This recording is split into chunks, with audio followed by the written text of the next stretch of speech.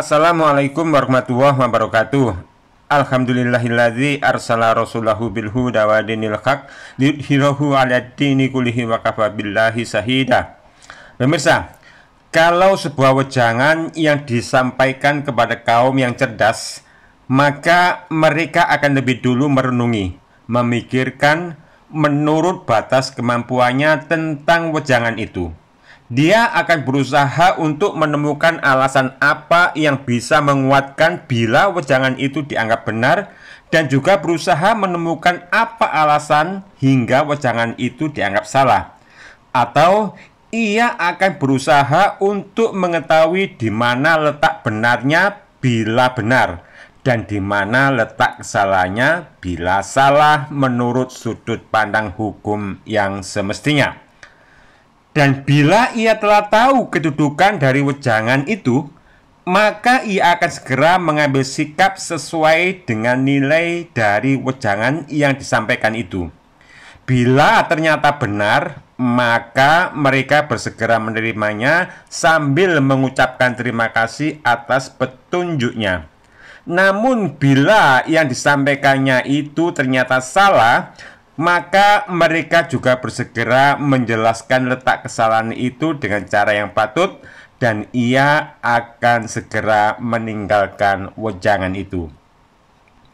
Namun bila wejangan itu disampaikan kepada kaum yang bodoh dan bebal, yang fanatik buta pada golongan, yang taklid buta terhadap kefiguran seorang yang ditokohkan, maka kebanyakan mereka mengabaikan sikap uji wejangan. Mereka terhadap wejangan itu cenderung bersikap mengikuti apa yang ada di kolbu mereka yang telah terbentuk oleh dogma dari wejangan-wejangan yang bersumber dari golongan yang difanatikinya, dan bersumber dari wejangan-wejangan dari kefiguran yang sangat ditaklitinya. Yang dengan begitu, mereka tidak akan berusaha untuk memahami alasan apa bila wejangan itu dianggap benar maupun bila wejangan itu dianggap salah. Mereka tidak akan berusaha menguji wejangan menurut hukum yang semestinya, sebab di diri mereka sudah tertanam keyakinan yang kuat bahwa golongannya adalah sumber kebenaran, dan mereka meyakini bahwa seorang tokoh yang menjadi kefigurannya adalah merupakan sumber wejangan yang pasti benar. Maka tak heran bila dalam beramal ibadah, hujah mereka, dalil mereka, ya golongannya itu. Dasar amal ibadah mereka, ya kiai-kiai mereka itu. Dan oleh sikap inilah hingga melahirkan serba sendi kodawo. Kalau bahasa gerejanya, imani saja. Nah, dari realitas dua sudut pandang yang berbeda dalam memahami akar dari sebuah kebenaran inilah sehingga menjadi sebab tak mungkin manusia yang asalnya satu bapak dan satu ibu itu bisa bersatu, baik satu agama maupun satu akidah. Karenanya, sebagai seorang yang beriman, tak seharusnya kita dalam beramal ibadah semata-mata lebih mengutamakan persatuan dengan mengabaikan amanah perintah dan larangan. Sebab hakikat persatuan umat adalah ketika segenap umat berpegang teguh pada buhul tali yang kuat, yakni kitabullah wa sunnah.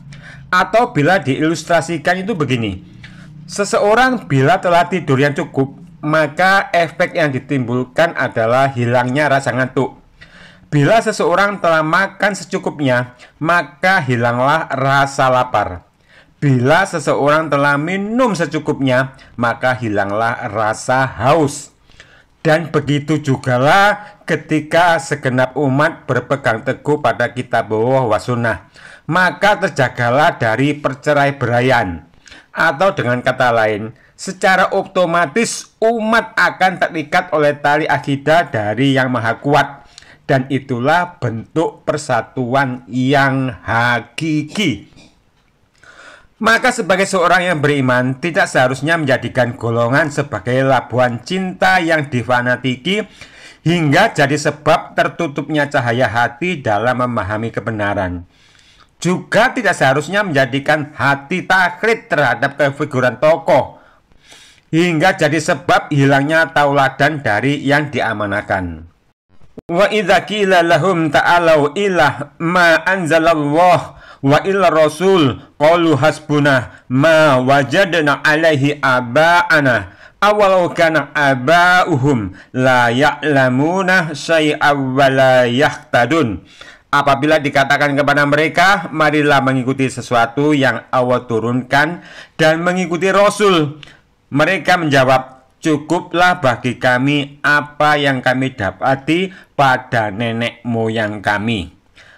Apakah mereka akan mengikuti nenek moyang mereka walaupun mereka itu tidak mengetahui sesuatu pun dan tidak pula mendapat petunjuk? Nah, pemirsa, karenanya moga dengan kita berusaha untuk saling membudayakan, saling bernasihat dalam kebenaran, akan menjadikan sebab datangnya hidayah untuk senantiasa istiqomah di atas jalannya. Subhanaka Allahumma wa bihamdika asyhadu an la ilaha illa anta astaghfiruka wa atubu ilaik. Wassalamualaikum warahmatullahi wabarakatuh.